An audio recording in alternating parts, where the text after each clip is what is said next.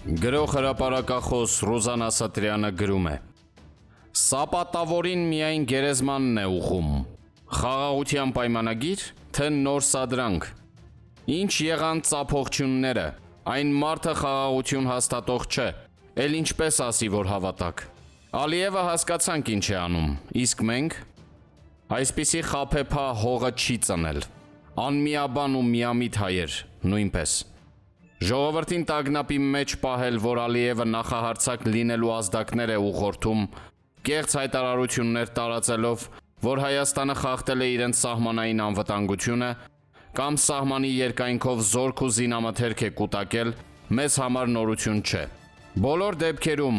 բանակը, երկրապահներն ու կամավորական խմբերը նախազգուշական, պաշտպանական միջոցներ պետք է նախաձեռնեն։ Ոչինչ պետք չէ բարձրաձայնել, սակայն ինքնապաշտպանական բոլոր բաղադրիչները ուշադրությունից բաց չպետք է թողնել։ Այսպիսի հարևան ունենալուց միշտ պատրաստ պետք է լինել, անկախ իրավիճակից։ Զավեշտ է, թե իրականություն, ռուսները 7 երկ գիտեն, 7-ն էլ Ալիևի գովքն է և Բաքվին պաշտպանելը։ Քիչ առաջ ռուս լրագրողը ջերմեռանդորեն հաղորդում էր, որ Ալիևը ուզում է խաղաղության պայմանագիր ստորագրել, իսկ հայերը դրան հակառակ կրակ են բացանում նրանց դիրքերի վրա։ Ինչ կաթ ես կերել, ռուս լրագրող, կամ որքան ես վճարվել Բաքվից։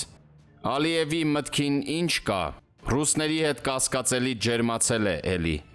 Ասում են թուրքն ու ռուսը, որ բարեկամանում են, հայերը զգույշ պետք է լինեն, որ իրենց թիկունքում հանկարծ 100 տարով պայմանագիր չկնքեն Հայաստանի դեմ։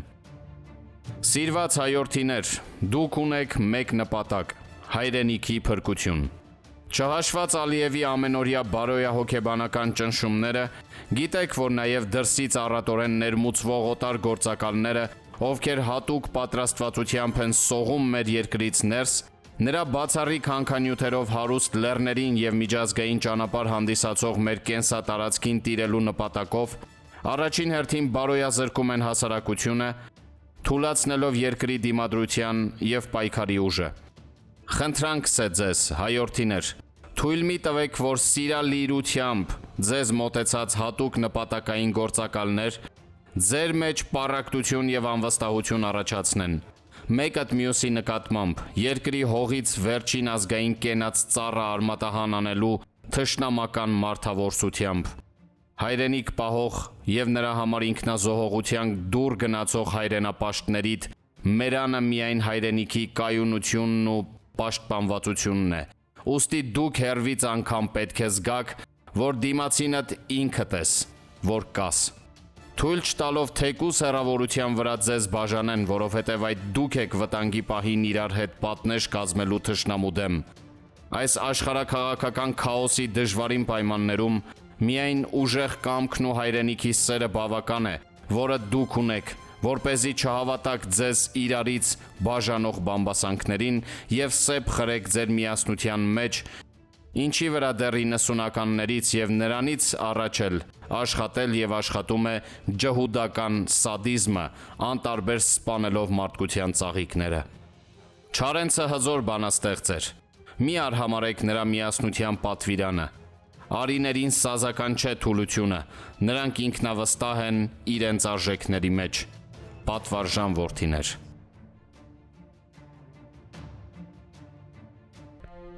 Ճշմարտությունը, ո՞րն է հայի ճշմարտությունը։ Իմաստուններին և փիլիսոփաներին ես շատ բարձր եմ գնահատում և նրանց ամեն մի ընթերցում օրհնություն է շուրթերիս։ Դավիթ Անհախտից մինչև Նարեկացի, Հովհաննես Թումանյանից մինչև Լեռ Կամսար, Գարեգին Նժդեհից մինչև Ռաֆի, Հրանտ Մաթևոսյան և Խրիմյան Հայրիկ, Կոնֆուցիուսից մինչև Նիցշե, Գյոթեից մինչև Չերչիլ և Գոլդա Մեյեր, շատ-շատերը իրենց մտքի սերուցքն են տվել մարդկությանը, որպեսզի նա խոտոր ճանապարհներով չգնա։ Ես սնվել եմ իմ հոգևոր լեռների խորհուրդներով և լեռան պես հայրենիքի կարևորությունը ծանր է նստած իմ էության ակունքներում, որից կաթիլ-կաթիլ ամեն առավոտ բաժանում եմ ձեզ, որ դուք ձեզ նմանվեք ու ձերն ունենաք։ Աշխարհը մեզ ստիպում է հետ նայել։ Ցավոք սրտի այդ հետը կործանված անին է, Տիգրանակերտը, Ղարսը, Վանն ու Շուշին։ Ուրեմն պետք է առաջ նայել, քանզի ետ գնալու համար վաղուց հզորանալու ծրագիր պիտի մշակեինք։ Ու հիմա աշխարհի վերաբաժանման այս գլխակեր ժամանակներում, որի տերը ինքնամոռաց շահն է եւ որը մեզ ստիպում է մի ոտքի վրա կանգնած մնալ այն լեռների ստորոտում, այն վերջին հողակտորի վրա, որը կոչվում է Լեռնա Հայաստան, մենք մեզ պետք է զինենք կրկնակի ուժով, կրկնակի համբերությամբ, կրկնակի համոզվածությամբ,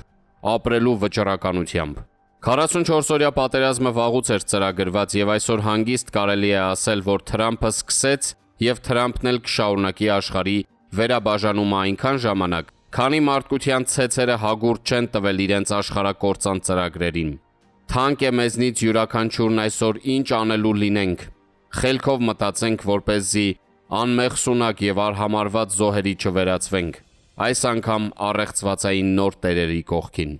Աշխարհն իրենք չեն ստեղծել, իրենք էլ չեն կործանելու։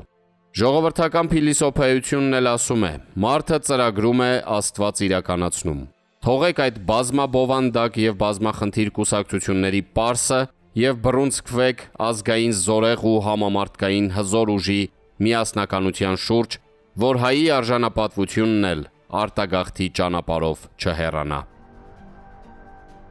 Սիրելի հայ ժողովուրդ, 10 չափեք, նոր 1 կտրեք։ Երկրին սպառնացող վտանգի կողքով անտարբեր մի անցեք։ Խաղաղության պայմանագիր կոչվածը անվերաշտկելի աղետ չդառնա մեր գլխին։ Ինչու ժողովրդին չի ներկայացվում պայմանագրի այն կետերը, որոնց ճնշման տակ Հայաստանը փորձում են ներկայացնել առանց ժողովրդի համաձայնության։ Անպայման ժողովրդական քննարկման պետք է դրվի, որպեսզի Հայաստանը փրկենք Ալիևյան կապիտուլյացիայից։ Այդպես էլ չընկալվեց, որ Հայաստանն Ադրբեջանին պատերազմ չի հայտարարել եւ սա օկուպացիա է սուվերեն պետության սահմանների եւ մեր անվտանգության դեմ։ Ներկայացրեք, խնդրեմ, եւ ազգային ժողովին, եւ սահմանադրական դատարանին, թող ազգը իմանա ինչ է սպասվում իր վաղվա օրվան։ Հիշեք 1939 թվականին ռուս-գերմանական պայմանագիրը, 1941 թվականին Գերմանիան պատերազմ հայտարարեց Ռուսաստանին։ Հիշեք 2020 թվականի նոյեմբերի 9-ի պայմանագիրը։ Ոչ մի կետ չկատարվեց, Արցախն էլ դատարկվեց հայերից։ Սա օրինակի համար եմ բերում։ Պատմությունը նման բազմաթիվ փաստեր ունի, երբ նման պայմանագրերով թակարդ է պատրաստվել հակառակ երկրի դեմ։ Պայմանագրերը, եթե բարոյական արժեքներ կրող անձանց հետ է կնքվում, այլ բան է, իսկ պատերազմի հանցագործի հետ ինչ պայմանագիր կարող է ձեզ օգուտ բերել։ Ժողովրդի իմաստնությունը անժխտելի է։ 10 չափեք, նոր 1 կտրեք։